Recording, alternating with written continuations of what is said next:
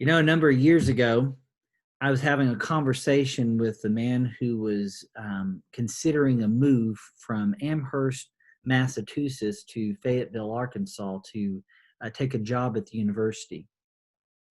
He was a little uh, uncertain because the salary he was being offered at the university was not much more than what he was currently making at the college in Amherst, but it was a big promotion for him. Now, what he had a hard time understanding is that the cost of living in Fayetteville at that time was far less than what the cost of living in Amherst was.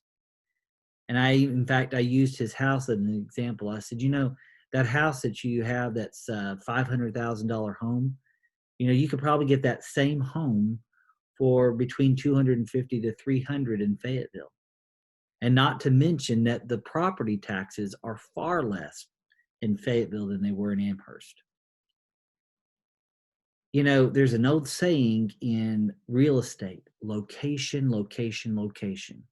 And sometimes the location of a property has as much to do with the value of the property as anything else. Could be the same exact building structure, materials, but it could go for one price and an entirely different price in a different location. Now, why do I share this story? Well, location is so important to understanding this head scratcher of a passage we're going to look at this week. It's the passage where Jesus is in Caesarea Philippi, and he says to one of his disciples, "I tell you that you are Peter, and on this rock I will build my church, and the gates of Hades will not overcome it." So much of understanding this passage, this head scratcher, has to do with location. And we're going to talk about that and more this Sunday at worship at First United Methodist Church of Siloam Springs.